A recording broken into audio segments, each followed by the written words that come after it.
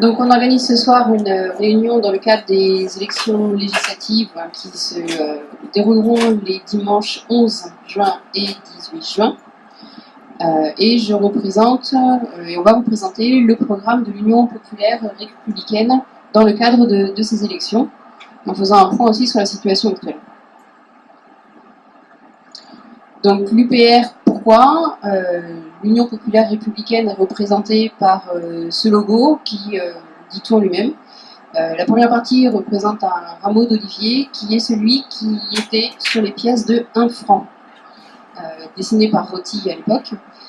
C'est clairement notre cheval de bataille, c'est de sortir de l'euro, sortir de l'Union européenne, de fait, et on rajoute aussi sortir de l'OTAN. Union, parce qu'on souhaite absolument réunir toutes les personnes de bonne volonté. Populaire, parce que cette union, elle va surtout venir du peuple, et pas du tout une union des oligarques et autres. Et eux, ils s'entendent bien déjà, ils n'ont pas besoin de faire une union, c'est fait. Républicaine, dans le cadre de notre République. Le liseré bleu, blanc, rouge, qui reprend de fait le drapeau bleu, blanc, rouge français. Et cette petite phrase, l'union du peuple pour rétablir la démocratie, union du peuple, union populaire, pour rétablir, tout simplement parce qu'on estime actuellement qu'il n'y a plus cette démocratie en France. Démocratie signifiant le pouvoir du peuple, et actuellement, nos analyses montrent qu'il n'y a plus de pouvoir qui est donné au peuple français. Donc on veut pouvoir rétablir cette partie-là. Je vais vous présenter les candidats des circonscriptions du Lot. William Rino, qui va représenter l'UPR sur la première circonscription et qui a comme suppléant Jonathan Sis. Et moi-même, Nathalie Moquet, qui représente l'UPR sur la deuxième circonscription et qui est comme suppléant Laurent Hillas, qui est présent à cette réunion. Pour mémoire, la carte des circonscriptions du Lot. La première circonscription se trouve au global au sud-ouest du Lot. La deuxième circonscription plutôt au nord-ouest. Quelques cantons sont coupés. Le canton de Souillac est coupé en deux. Donc Souillac vote en deuxième circonscription, mais le ROC va voter en première circonscription, et tout ce qui est au sud. Les cantons qui sont plus au sud, les marches Causse du Quercy, marches du sud de Quercy, pardon, et Causse et Vallée, qui sont des cantons violets et vert clair, eux aussi sont coupés en deux. Sinon, au global, chaque canton va voter dans une circonscription précise. Le canton de Gramat vote en entier sur la circonscription de la deuxième, canton de Martel, etc. Donc William représente la première circonscription et moi je suis sur la deuxième circonscription. Ce qui fait environ 65 000 électeurs par circonscription. On commence par un petit rappel historique puisque le 7 mai 2017, on a élu notre nouveau président. Qu'est-ce qu'on peut attendre de cette présidence et de ces 5 prochaines années? On a déjà des signes majeurs. Hein. On va bien rester dans l'Europe, ça c'est clair. Lui, c'est Europe à fond. Avec déjà des petites choses qui commencent à dire. Hein. Chez Macron, débattre d'une loi de travail au Parlement, ce serait du tatillonnage. Donc, il est clair, et il a été dit qu'il y aurait des ordonnances qui seraient prises cet été.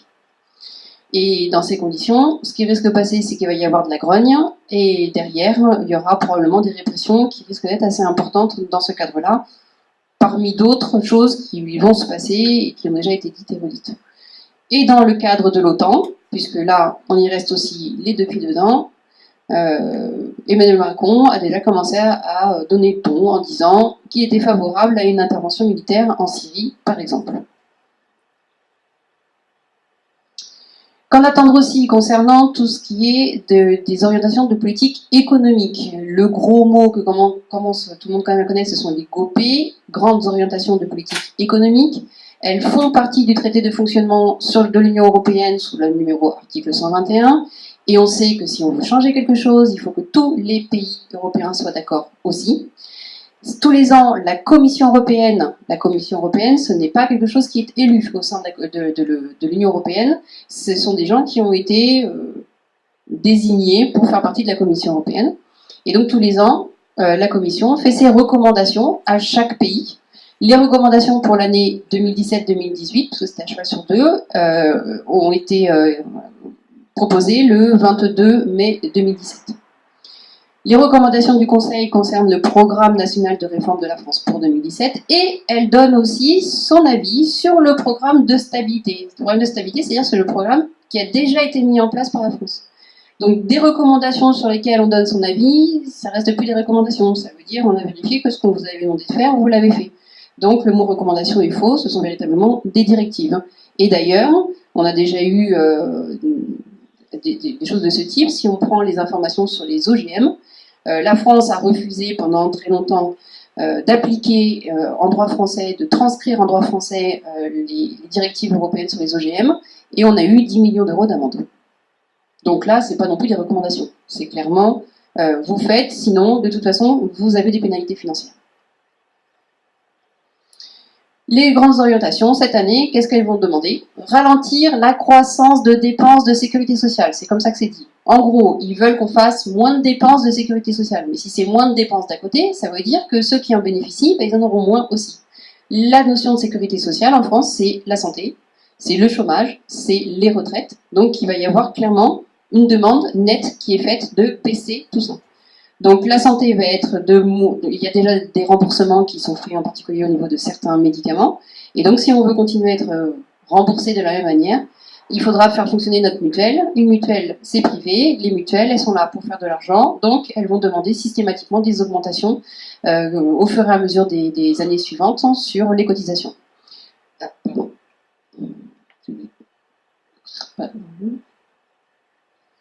La souris est sensible, désolé.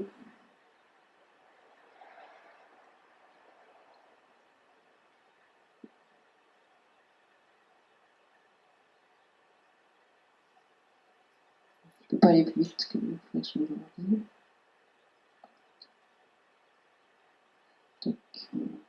Voilà. Ensuite, il faudra consolider les mesures de réduction des coûts du travail. Pour ceux qui connaissent en particulier tout ce qui est CICE, ça n'a rien d'apporté de manière fulgurante. Il faudra augmenter la TVA et ou la CSG d'un côté, donc là tout le monde va être touché, mais baisser de l'autre côté l'impôt sur les sociétés. On continuera à aller vers la fin du CDI et il est clairement spécifié cette année qu'il faudra embaucher des immigrés. Pour information, en Allemagne, ils ont créé un statut pour les immigrés où ils sont payés à 80 centimes d'euros de l'heure. Améliorer la compétitivité, il n'y a pas d'autre solution. Il y a deux solutions pour améliorer la compétitivité d'un pays. C'est soit d'agir sur sa monnaie, sauf que la monnaie c'est la même que pour tout le monde, donc on ne peut pas agir dessus. Soit l'autre partie, c'est de simplement payer moins à ce moment-là les personnes qui travaillent. Donc il est prévu de baisser le SMIC, en tout cas c'est comme ça que nous on l'explique, et derrière tous les salaires vont se retrouver à baisser aussi. Et il était déjà notifié les années d'avant, mais c'est d'autant plus demandé cette année, d'avoir une destruction des professions réglementées. Et ce qu'on appelle, nous, l'ubérisation de la société. Donc on estime qu'il faut vraiment un contre-pouvoir à l'Assemblée nationale. Et dans ces conditions, à qui on peut faire confiance? Est-ce que les partis politiques pro-européens, donc qui normalement vont vouloir faire tout ce qui a été écrit auparavant, ceux-là vont aider? Alors déjà, c'est qui les partis pro-européens? C'est tous les partis politiques. Les Républicains, Debout la France, le PCF, le Front National, Force Insoumise, En Marche, Lutte Ouvrière, ils ont tous dit pendant les présidentielles, nous, on veut rester dans l'Europe. Alors à chaque fois, c'était, on veut l'Europe des travailleurs, on veut une Europe de la finance, on veut une Europe, etc. Donc ils veulent tous l'Europe. Ou l'autre solution, et à ce moment-là, il n'y en a qu'une, c'est-à-dire, c'est le seul parti politique qui veut sortir de l'Union européenne et qui veut sortir de l'OTAN, c'est l'Union populaire républicaine.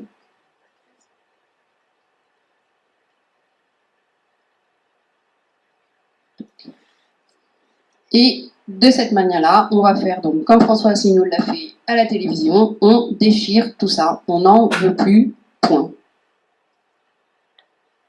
En quelques chiffres, l'Union populaire républicaine, elle a été créée en 2007 par François Asselineau. À 16h15, on était 28 228 adhérents, puisqu'il y a sur le site upr.fr une petite zone qui correspond au nombre d'adhésions qui sont enregistrées. Cela a représenté 332 547 voix au premier tour de la présidentielle. C'est le premier parti politique en fréquentation de site internet. 0 €, c'est la dette de l'UPR, et ça restera comme ça. François Asselineau est totalement contre, et demandera d'ailleurs à ce qu'aucun parti politique ne puisse demander de fonds à des financiers, puisque qui paye derrière, ce sont eux qui vont imposer ce qu'ils voudront. Donc 0 €, l'UPR ne fonctionne, de dette, l'UPR ne fonctionne qu'avec les adhésions actuellement et des dons qui sont faits aux partis politiques. Et il faut savoir aussi que le nombre de candidats investis par l'UPR pour ces élections législatives est de 574 par 2, puisqu'il y a les suppléants. Et on est le premier parti de France. Juste après, c'est 571 et c'est le Front National. Et ensuite, ça descend énormément. Il faut simplement remarquer que ça n'apparaît absolument nulle part, puisque les candidats UPR n'ont pas d'étiquette UPR, les étiquettes sont décidées par le ministère de l'Intérieur, et l'UPR n'a pas d'étiquette à son nom propre. Le PS a sa propre étiquette, c'est pas marqué divers gauche, les LR ont leur propre étiquette, c'est LR, En Marche d'ailleurs a sa propre étiquette, alors qu'ils viennent juste d'être créés, le MoDem a sa propre étiquette, alors qu'il a 75 candidats, mais l'UPR n'en a pas. Et on a eu une réponse aujourd'hui du ministère de l'Intérieur qui refuse de nous donner cette étiquette UPR. Donc, Conseil d'État, il y a un courrier qui part au Conseil d'État normalement aujourd'hui. Tout simplement parce que c'est pas normal, hein, clairement, on est 574, voilà. Alors, le ministère de l'Intérieur dit qu'en fait, il n'y en a que 570 qui se seraient notifiés comme étant UPR. Bon, pour autant, il y en a quand même 574 qui ont vraiment l'affichage UPR. Bon, on n'est plus à 4 près, on va dire ça comme ça. Maintenant, ça n'empêche que ça veut dire que le ministère de l'Intérieur a bien dit qu'on était quand même 570. Donc, il faut quand même prendre le bon côté des choses. Et ça veut dire que si on n'apparaît toujours pas sous cette étiquette UPR, personne ne sait que ce parti politique présente 574, autre que si on va sur le site de l'UPR, ou le ministère de l'Intérieur, sur le site du ministère de l'Intérieur, c'est marqué divers, DIV. En tout, c'est quasiment le double des personnes en France, en candidat, qui ont cette étiquette DIV, l'UPR représentant quasiment 50% de l'ensemble de ceux qui se présentent sous cette étiquette-là. Donc les médias derrière n'ont pas obligation d'utiliser le mot UPR quand ils parlent des candidats UPR. La dépêche du midi, ici, nous a bien mis une étiquette UPR. Maintenant, il a mis divers droite. Bon, donc je vais expliquer tout à l'heure que ce n'était pas le cas. Ça n'avait rien à voir et qu'on était divers. Et quand même, William Rino, il l'avait déjà rencontré, il n'avait pas rencontré cette personne-là, il avait rencontré quelqu'un d'autre, mais il lui avait dit exactement la même chose. Et il m'a dit, nous on n'est pas soumis au CSA, donc machin. Et d'ailleurs, il faut savoir que le CSA, lui, le prend partie par partie, et donc a donné à l'UPR une autorisation, on va dire, d'antenne, si on peut dire ça comme ça, qui est relativement importante parce qu'ils ont pris en compte le nombre de candidats. Et le ministère de l'Intérieur, lui, il dit non. Bon. Donc on va voir ce que le Conseil d'État va dire.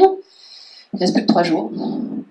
Peut-être qu'on aura la réponse lundi. On dira ah oui c'est vrai, c'est une bonne idée et tout. Ok c'est bon. Ce sera pour la prochaine fois. Dans 5 ans. Bon. Maintenant on va parler un peu justement quand même du programme législatif de l'UPR. Ce sont simplement de quelques extraits. Le programme est disponible sur le site upr.fr ou sur le site législatif.upr.fr. Il fait une centaine de pages, il y a énormément d'articles. On va quand même en citer quelques-uns, puisque ce sont des articles qui sont très importants. L'UPR veut la démocratie. La démocratie, c'est quoi? C'est déjà une interdiction de la prise de contrôle des médias de masse par des fonds de pension ou des groupes de conglomérats multinationaux. Ensuite, c'est interdiction des machines à voter électroniques. On a vu les dégâts que ça pouvait faire. Transformation du Conseil constitutionnel en une cour constitutionnelle professionnalisée et dépolitisée. Actuellement, celui qui est à la tête, c'est quand même un sacré politique. Toujours dans le cadre de la démocratie, une réforme du statut de l'élu. Un non-cumul des mandats, un seul renouvellement de mandat, une inéligibilité à vie si le casier judiciaire n'est pas vierge, et un examen régulier des conflits d'intérêts. Reconnaissance du vote blanc dans son intégralité avec un effet révocatoire, qui signifie que si le vote blanc arrive en tête sur une élection, on annule l'élection et ceux qui se sont présentés ne peuvent pas se représenter. Et une mise en place des référendums d'initiative populaire. Certains en ont parlé déjà dans le cadre des présidentielles, mais ça vient de nous. Dans le cadre des libertés publiques et des droits fondamentaux, limiter à 2 mois les plans Vigipirate, avec un renouvellement sur autorisation du Parlement et un référendum obligatoire au bout de 3 renouvellements. On serait sorti du Vigipirate depuis très longtemps si on avait pu appliquer ceci. Suppression du mandat d'arrêt européen qui menace les libertés publiques pour revenir à des procédures d'extradition. Interdire tout puçage des êtres humains, de type puce RFID, moi je connais puisque je les utilise tous les jours, ce sont des puces électroniques qui sont insérées sous la peau actuellement uniquement des animaux domestiques, chiens, chats, furets, des chevaux, qui permettent à ce moment-là, avec un lecteur spécifique, de pouvoir simplement avoir le numéro de la puce électronique, mais tout ça c'est amené à évoluer, puisque à terme, on sait très bien que ces puces électroniques-là pourront permettre, pourquoi pas, de faire des prises de température sur les animaux. On n'aura plus besoin de mettre un thermomètre, je pense, mais pourra aussi pour donner des informations sur la glycémie. Mais en même temps, on pourra peut-être, pourquoi pas, ça n'existe pas encore, avoir quelque chose de type GPS dessus. Ça, c'est toujours, on va dire que ça peut être dans les cartons. C'est un peu compliqué, mais pourquoi pas. Et donc, si on applique ça aux êtres humains, et certains se sont déjà amusés à le faire, ils se sont fait implanter une puce électronique au niveau du poignet, et puis quand ils rentrent dans leur entreprise, tac, ils passent juste, ça fait un peu comme une carte, mais ils passent leur poignet comme ça. Hein, on sait exactement où ils sont, ce qu'ils font, etc. C'est pas, ils vont pas donner le poignet à leurs copains, la carte magnétique, elle passera pas d'une autre manière. Donc là, il risque d'y avoir des dérives. Et protéger les lanceurs d'alerte. Ce qui se passe avec Julien Lachance est totalement inadmissible et François Asselineau est vraiment très très vigilant là-dessus. Dans la notion d'universalisme français et de mieux vivre ensemble. Remettre au premier plan le principe de la laïcité et du refus du communautarisme. Refuser la stigmatisation insidieuse des Français d'origine arabe ou de confession musulmane. Lutter contre toutes les formes de terrorisme. Ça paraît effectivement de très grandes idées, c'est vrai que c'est le cas et on se bat pour ça. Il faut pouvoir trouver des solutions pour que ça puisse être le cas. On part dans des dérives qui vont être absolument intenables, je pense, dans les mois ou années qui viennent. Ensuite, au niveau de l'économie, d'une manière générale, interdire les activités de lobbying et de trafic d'influence. Si on fait ça, ça veut dire que l'Union européenne pourra décider de pas grand-chose, puisque de toute façon, ce sont les lobbies qui décident de tout. Là, j'ai été interpellée par les apiculteurs du Lot, qui nous disent que les lobbies de l'agrochimie ont décidé que, alors que le Parlement français avait voté on va quand même ça une loi qui interdit l'utilisation de certains pesticides parce qu'on sait qu'ils ont un effet extrêmement négatif sur les abeilles, qui sont des néonicotinoïdes, non, la Commission européenne est passée au-dessus, en disant non, nous on continue. Et ça, c'est les lobbies derrière, les pétrochimies, etc., qui appuient ça. Séparation des activités de banque, de dépôt et de banque d'affaires. Ça permettra de prévenir les crises financières systémiques et ça permettra aussi l'aléa, qui est quand même moral, de la privatisation des profits, c'est-à-dire qu'on a toujours une minorité qui va s'en mettre plein les poches quand tout va bien fonctionner, et par contre de la socialisation des pertes, c'est-à-dire que c'est la majorité qui doit payer. C'est exactement ce qu'on a fait dernièrement avec les banques. Et on n'est pas franchement récompensé. Au niveau de l'économie, toujours, on va mettre en place une amplification des recettes, tout simplement parce qu'on va récupérer des sous qu'on donne à d'autres et qui ne nous servent pas à nous. C'est-à-dire réduction du millefeuille administratif, on peut récupérer jusqu'à 6,4 milliards d'euros. Il y a beaucoup trop d'administratifs dans France, avec beaucoup trop de niveaux. On a la commune. La commune doit rester, c'est primordial, quelle que soit la taille de la commune. Maintenant, on a la taille communauté de communes. La communauté de communes, c'est un peu comme les Länder allemands. Bon. Au-dessus, on a les départements. Les départements doivent rester aussi, c'est un acquis de la Révolution française. C'est primordial de pouvoir la garder. Au-dessus, on a les régions qui se sont transformées en euro-régions. Ça, il faut que, pourquoi pas qu'elles restent, mais uniquement à un niveau administratif, qu'elles ne décident absolument de rien, qu'elles fassent juste remonter les informations. Ensuite, on a l'État. Et pour l'instant, il y a aussi l'Europe. Il faut savoir que l'Europe veut faire disparaître les communes, les dotations de fonctionnement aux communes ont baissé, on a tous reçu à Souillac un document dans la boîte aux lettres qui stipule que M. Sanfourche a dit on est à 16,80% en moins des dotations de fonctionnement, c'est normal, c'est l'Europe qui le veut. Les communautés de communes, par contre, ça, elles vont bien rester, elles seront bien à un bon niveau de type Länder allemand ou de type américain. Les eurorégions, elles ont fusionné de telle sorte qu'ensuite les régions limite se bouffent le nez les unes les autres, donc comme ça, l'État va disparaître. Donc l'Europe veut des communautés de communes, des régions telles qu'elles ont été décidées actuellement, et l'Europe. Nous, à l'UPR, on veut des communes, des départements, des régions, mais en revenant au système d'avant et uniquement sur une remontée d'informations, donc uniquement sur l'administratif, et ensuite l'État. La sortie de l'UE, actuellement, ça nous coûte 9 milliards d'euros par an de rester dans l'Union européenne. Donc si on en sort, cet argent-là, on le récupère. Et sans que les Français payent plus, puisqu'ils le payent déjà. Et on récupérera aussi 4,6 milliards d'euros qui correspondent à des cofinancements ou à des condamnations. Contrôle des mouvements de capitaux et lutte contre la fraude fiscale. Les mouvements de capitaux, les capitaux actuellement, grâce à l'Europe, peuvent circuler librement entre tous les pays, personne ne peut aller contre. Donc le calcul a été fait par Bercy, il semblerait qu'il y ait entre 60 et 80 milliards d'euros qui disparaissent comme ça dans la nature tous les ans. On ne pourra pas tout récupérer, mais on estime pouvoir récupérer environ 20 milliards d'euros. Et autre chose aussi qui pèse énormément sur l'économie, ce sont les contraintes réglementaires qui sont imposées par l'Union européenne et qui représentent près de 40 milliards d'euros pour les administrations publiques comme pour les entreprises. Quand on entend même les agriculteurs qui disent les remises aux normes, c'est ça. Ça vient de l'Europe. J'ai même, à l'insu de mon plein gré, on va dire ça comme ça, fait partie du système. Parce qu'on m'a demandé, moi en tant que vétérinaire sanitaire, d'aller visiter des exploitations porcines, tout simplement parce que l'Europe a demandé que la France puisse justifier qu'il n'y aurait aucun cas de trichine, qui est une maladie particulière, trichinellose, qui est une maladie particulière des porcins. Or, actuellement, les tests montrent qu'en France, il n'y en a pas, mais c'est pas suffisant pour l'Europe. Donc, l'Europe a imposé de nouvelles normes en disant, les cochons, il faut être sûr qu'ils ne voient plus un coin de ciel bleu. Ça sera le seul moyen d'être sûr qu'il n'y aura plus de trichine en France. Il n'y en a pas déjà. Ça n'existe pas. Oui, mais comme dans d'autres pays européens, il y en a, ben, on veut être sûr aussi qu'en France, il n'y en a pas. Non, voilà. Ça représente donc près de 80 milliards d'euros par an. Donc, sur les 5 prochaines années.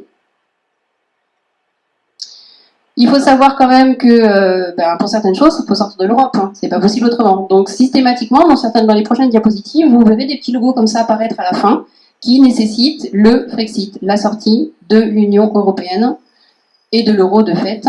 Donc ce sera le cas pour les 3 points, les 3 points que j'ai évoqués. La réduction des millefeuilles administratifs, c'est du franco-français. Ça, on peut le faire sans être sorti de l'Europe. Intensifier la production. Récupérer immédiatement notre siège plein et entier à l'OMC, qu'on nous demande gentiment de donner à l'Union européenne. Prendre des mesures douanières immédiates dans un certain nombre de secteurs industriels clés.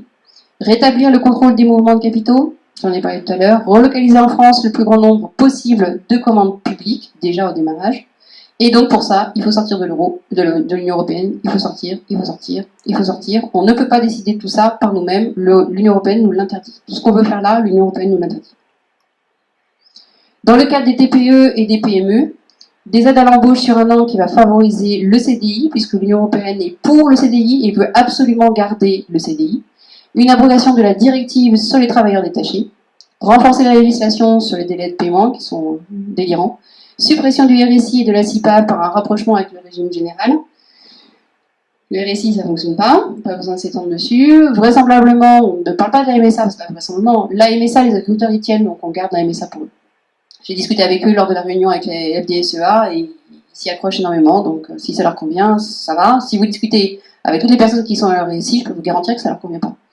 Dans le cadre de l'Union européenne, on ne peut pas faire le 2e point, donc il faut sortir.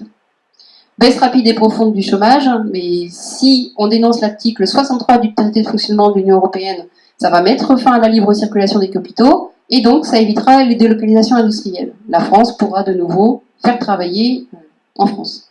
La sortie de l'euro et le nouveau franc qui sera déprécié d'environ 10%, permettra à 1, voire 2 millions de chômeurs en moins, parce qu'on aura de nouveau une compétitivité qui sera retrouvée. C'est ce que j'expliquais au début. Pour avoir de la compétitivité, quand ce n'est pas le cas, soit on modifie le taux de change de notre monnaie nationale, soit on paye moins les salariés.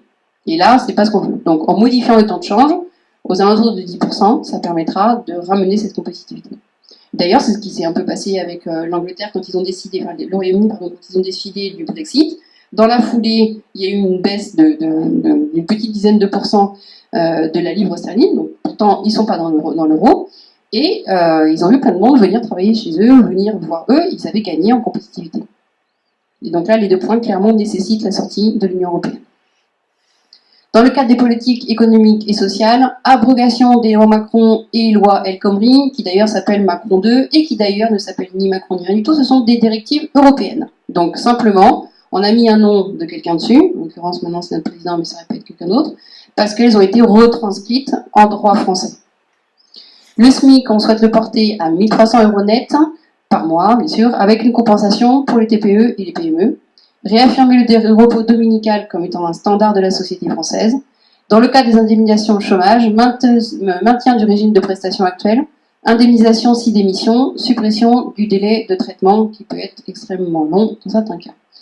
Et toujours pareil, il va falloir pouvoir sortir de l'Union européenne pour certains points, en particulier l'abrogation des lois Macron, le SMIC. Garantir la santé pour tous. On est dans un territoire où j'ai été sollicitée là pour des questionnaires, on va dire. Beaucoup de personnes s'inquiètent de la santé dans le nord du Lot. Et moi, je vois très bien ce qui s'est passé sur Souillac depuis que je suis arrivée. Donc, il faudra absolument réaffirmer le rôle central de la sécurité sociale pour vraiment assurer une justice sociale aux dépens des assurances privées. On en parlait tout à l'heure. Arrêter les déremboursements de médicaments, on en parlait. Réglementer les relations entre les laboratoires, les médecins, les organismes de santé publique. On voit un peu ce qui s'est passé avec le vaccin pour la fameuse grippe aviaire qui n'est jamais arrivée. Lancer une grande politique publique de médecine douce et alternative. Et obliger l'industrie pharmaceutique à fournir une forme trivalente du vaccin DTP, puisqu'actuellement, c'est pas le cas. On est obligé de passer par une valence pentavalence qui contient d'autres qui ne sont pas obligatoires déjà, mais on n'a plus que celle-ci, donc on est obligé d'utiliser, et certaines personnes commencent à grogner dessus. J'ai d'ailleurs reçu à peu près une quinzaine de mails, toujours le même, sur on veut plus des vaccins. Donc la population française commence sérieusement à être plus qu'agacée d'être obligée de subir ce genre de choses. Toujours pareil, certaines nécessitent la sortie de l'Union européenne. Dans le cadre des retraites, actuellement, ça va baisser. Donc nous, c'est l'inverse. On veut consolider le système de retraite par répartition. Réexaminer la question des retraites dans un cadre dégagé des instructions européennes et un arrêt immédiat de l'augmentation du nombre d'annuités et de l'âge légal. De là vous dire exactement à quel âge on pourra partir de la retraite, c'est difficile à dire. Mais de toute façon, il est hors de question de continuer à travailler jusqu'à, on va pas dire hors d'âge, mais presque. Assurer un minimum vieillesse à 950 € par mois, ce qui est beaucoup plus que ce qui est le cas actuellement. Et dans le cadre du deuxième, il faudra absolument pouvoir sortir de l'Union européenne. Écologie et agriculture. J'ai regroupé les deux. Ça permettrait de dynamiser et de développer les circuits courts et locaux. Là, ça va jouer clairement sur les deux. Impact écologique intéressant, limiter l'impact carbone. Et pour l'agriculture, de pouvoir vraiment... Et notre région est typique dans ce cadre-là. Pour pouvoir vraiment travailler en local et travailler sur des circuits courts. Création d'une taxe verte à l'importation si les standards sociaux et écologiques sont plus faibles qu'en France. Garantir l'indépendance des scientifiques qui travaillent sur le climat et l'énergie. Actuellement, ce n'est pas le cas. On pourrait dire aussi la même chose de ceux qui travaillent au niveau agricole. Les vrais experts ne sont pas vraiment écoutés. En particulier sur la grippe aviaire, ce qui est pris comme les décisions qui ont été prises sont complètement contre-productives. Favoriser les nouvelles techniques culturelles, comme le bio, comme la permaculture, qui d'ailleurs ne sont pas si nouvelles que ça, puisque c'est quand même des choses qui fonctionnaient très très bien auparavant, et que l'industrialisation de l'agriculture a complètement fait disparaître. Maintenir une production agricole de type familial. Il y avait 3 millions d'agriculteurs en France dans les années 60, il n'y en a plus que 400 000, et à l'époque, un agriculteur pouvait faire vivre sa famille. Actuellement, et là je parle en connaissance de cause, la majorité des agriculteurs que je connais, ils ont leurs conjoints qui travaillent à l'extérieur et ce sont eux qui font vivre la famille. Et ils en sont dépités parce que c'est absolument pas. Souvent, ils sont, on va dire, agriculteurs presque de père en fils. Et la pilule, elle est très très dure à avaler. Et pour certains points, il faudra absolument pouvoir sortir de l'Union européenne. Dans le cadre de l'éducation, il y a du boulot. Ils sont partis les jeunes. Redonner le goût de l'effort et de la persévérance. Actuellement, ça barre en sucette, pour pas dire autre chose. Remettre en place des prix, des bourses d'excellence, redonner de la valeur au diplôme. Quand un diplôme est obtenu par plus de 80% de la population, ce n'est plus un diplôme qui a de la valeur, hélas. Revenir aux méthodes ayant fait leur preuve pour la lecture et l'écriture. Donc mes filles ont 16 et 12 ans, on a tout vu, ça faisait peur. Valoriser les filières professionnelles. Là, c'est même une demande qui m'a été faite par l'association nationale AF. Bon, de filières professionnelles, ça revenait à ça. Eux, ils sont vraiment pour essayer de remettre du monde au travail, quoi. Hein. C'est bien de savoir faire gratte-papier, mais c'est pas ça qui va faire fonctionner la France. Et rendre attractif le métier d'enseignant, parce que malgré tout, ils en bavent quand même un peu, avec une revalorisation salariale, plus de formation, un passage de relais entre les générations d'enseignants, liberté pédagogique, sécurité, mettre peut-être au goût du jour des nouvelles techniques, on pourrait dire, d'apprentissage. On parle des écoles Montessori, par exemple. Il faudrait qu'elles puissent vraiment pouvoir faire partie de l'éducation nationale et que chacun puisse avoir le choix pour l'éducation de leurs enfants. Hop. Toujours dans le cadre de l'éducation, je dois passer en arrière. Dans le cadre de la culture, bon, ça va monter, je vais faire. Maintenir et approfondir l'exception culturelle française. Notre président part du principe qu'il n'y a pas de culture française, nous aussi, et faire de la francophonie le fer de lance d'une culture commune. Protéger le patrimoine et en faciliter l'accès à tous, dénoncer l'américanisation culturelle et promouvoir les cultures de toutes les civilisations. On n'est pas que sous l'influence américaine et il doit absolument falloir pouvoir tout découvrir. Dans le cadre de la défense, renouer avec une politique indépendante et de paix, et de refuser la politique de choc des civilisations telle que le veut l'OTAN. C'est pour ça qu'on veut absolument sortir de l'OTAN. Réintégrer la gendarmerie nationale sous l'autorité du ministère de la Défense, ils l'ont toujours demandé, donc ce sera fait. Et prévenir l'insécurité et la violence, avec restauration de l'autorité de l'État, promotion d'une société non violente, baisse du chômage, on pense que de fait, grâce à ça, ça va énormément aider, et fin des guerres illégales, auxquelles la France pourrait appartenir. Après, donc il faut pouvoir sortir de l'Europe. Il faut savoir que le fait qu'on appartienne à l'Union européenne fait que d'office, on appartient à l'OTAN. Donc quelqu'un qui appartient à l'Union européenne mais qui décide de ne pas appartenir à l'OTAN, c'est pas possible. Ça fait partie des traités où s'il signe pour l'Europe, il signe obligatoirement pour l'OTAN. Dans le cadre de la justice, garantir une justice indépendante, transparente, publique, donner les moyens humains et matériels pour pouvoir travailler de manière efficace, reprendre tout le système de prison, transformer l'univers carcéral, pourquoi pas en mettant en place des expériences de détention alternative, quand c'est possible, bien sûr, formation du personnel, lutte contre les différents types de trafic, et des travaux publics pour pouvoir satisfaire aux normes d'habitabilité.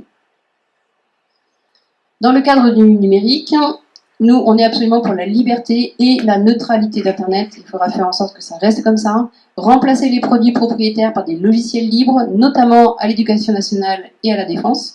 Il faut savoir qu'avec un ordinateur portable avec une petite webcam, sans s'en rendre compte, n'importe qui peut nous regarder, faire ce qu'on est en train de faire si la webcam, et sans même qu'on puisse se rendre compte que la webcam est allumée, parce qu'il y a un petit logiciel qui est passé. Si on s'amuse à faire ça dans les logiciels de la défense, je ne sais pas où on peut aller. Protection des données personnelles, avec une restriction sur les transferts, une interdiction du profilage, et le droit à l'anonymat et à l'oubli. Donc comment faire pour toutes les propositions sur lesquelles vous avez vu apparaître le petit logo Frexit? Eh bien, il faut envoyer un maximum de députés UPR à l'Assemblée nationale, puisqu'il n'y a que nous qui le proposons. Il faut savoir qu'un député, c'est pouvoir porter la voix de l'UPR dans l'hémicycle. On peut parler, on a une tribune à l'Assemblée nationale, même s'il n'y a qu'un seul député. Et là, s'il n'y en a qu'un, il va falloir qu'il l'utilise. 15 députés, on crée un groupe. Et là, à ce moment-là, on a la possibilité de peser en direction de ce qu'on veut. Nous, dans notre cas, c'est clairement du Frexit. 185 députés, c'est pouvoir appliquer la notion de référendum d'initiative parlementaire, qui est l'article 11 de la Constitution française. Et le top du top, au moins 289 députés, c'est François Asselineau qui sera investi en tant que Premier ministre, et là, il imposera d'office un référendum sur le Frexit au président de la République. Si on vote UPR aux législatives, c'est aussi permettre l'accès au financement public pour l'UPR. Il y a des calculs particuliers qui sont faits, qui fait que ça représentera environ 1,40 €, 1,42 € même, aux dernières informations, par vote obtenu par l'UPR. sur la totalité des circonscriptions françaises par an pendant une période de 5 ans. Donc, j'avais fait les calculs avec 1,40 € sur 300 000 votes, ça fait 420 000 € par an pendant 5 ans. Tous les partis politiques, donc ça c'est valable que dans le cadre du premier tour des élections législatives. Toutes les autres élections n'ont pas cette particularité-là. Donc tous les partis politiques qui se sont présentés là, si ils ont au moins 50 élus, 50 candidats qui ont au moins 1% des voix, à ce moment-là, toutes les voix comptent, et donc on a un financement public de fait. Et ça nous permettra d'avoir plus de matériel, d'avoir plus de moyens, de peser encore plus dans le débat public, libérer le pays encore plus rapidement. On pense en particulier, puisqu'on est totalement blacklisté au niveau des médias, de pouvoir faire une web TV, d'avoir des directs, pourquoi pas un par jour, on pourrait faire un 20h UPR, ça changerait un peu de ce qu'on voit aux 20h. Donc là, par exemple, les affiches qui avaient été utilisées dans le cadre de la pré-campagne, enfin la campagne présidentielle, et des tracts qui ont été faits, en particulier dans le cadre des législatives. Pourquoi nous faire confiance à William comme à moi? Nous, on est là, on a vraiment un souci de bien faire, on a un engagement à l'UPR qui est vraiment marqué, on appartient à la société civile, on a une volonté de faire bouger les choses, puisque sans l'UPR, clairement, rien ne bougera. On a ce sentiment qu'il faut reprendre notre liberté, et c'est vraiment un goût profond qui... Voilà, ça fait partie des choses qui nous secouent beaucoup. On a envie d'aller au fond des choses, et quand on commence à regarder les conférences de François-Henri Asselineau, on se rend compte qu'on peut y aller, et on a vraiment envie d'être utile. Donc les 11 et 18 juin, pensez à vous, pensez à vos proches, pensez à la France et aux Français. Votez UPR. Merci. Merci à vous. Alors, on va vous proposer une vidéo simplement pour quelques minutes. Ensuite, on rediscutera de tout ça. Et la vidéo, si elle vous convient, on pourra à ce moment-là la mettre en entier après.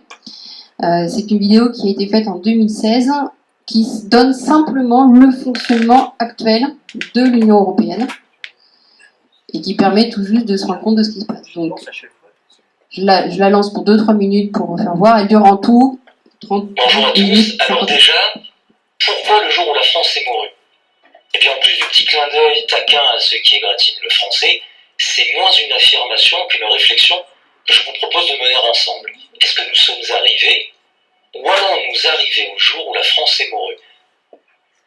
L'histoire de France, c'est l'histoire d'un peuple qui se voulait libre et qui soudain a ouvert ses frontières, changé sa monnaie, laissé à d'autres son budget, effacé ses référendums, fait voter presque toutes ses lois en dehors de son territoire, rejeté son drapeau, et puis, pour un pays fier de sa culture, il a voté la loi Furaso, qui va faire disparaître sa langue, il a laissé son éducation nationale sombrer, ses acquis sociaux se détériorer, et son économie partir en fumée.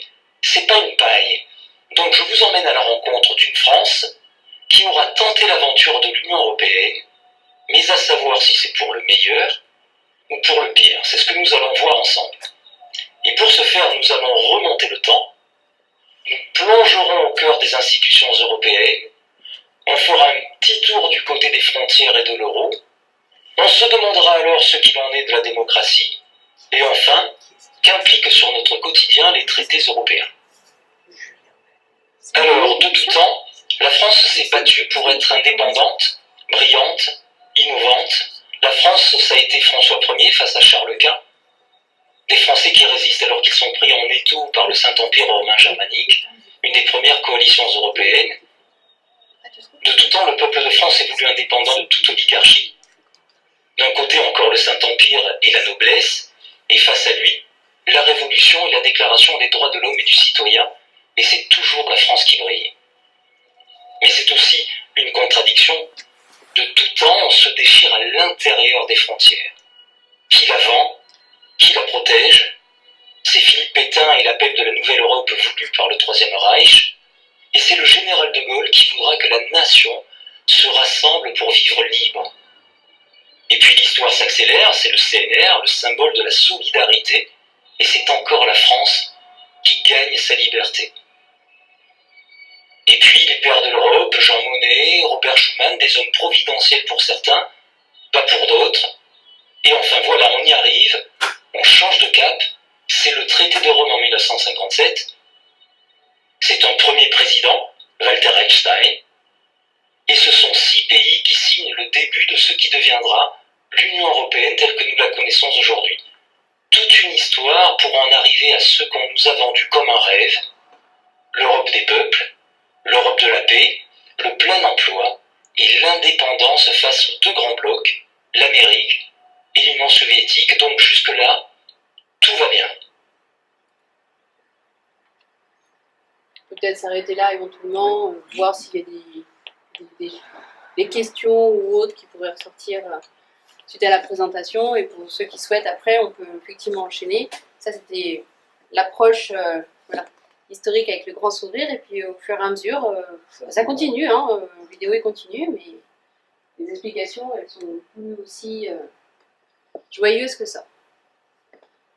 Donc, on est à votre disposition, Laurent et moi.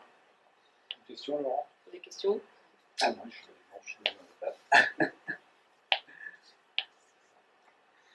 dans la présentation, il faut peut-être rajouter par rapport au financement des partis politiques après les législatives, qu'il y a un minimum de circonscriptions et de voix à avoir dans chaque circonscription. Maintenant? Il faut 50 circonscriptions à 1%. Oui, Ouais, 50 c'est circonscriptions. toute la France. Et après, c'est toute la France qui. Elle Oui, l'a c'est dit. ce que je dis. Je l'ai dit, je l'écris pas. Si, ouais. Ah, bon. Oui, je dis. Ah, j'ai dû Tu verras, c'est filmé. Regardez.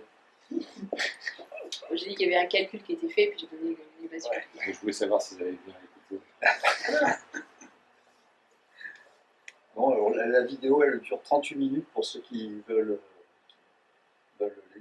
la visionner dans son entier, ou alors chez vous sur Internet. Sur Internet, on attrape sur YouTube. C'est YouTube.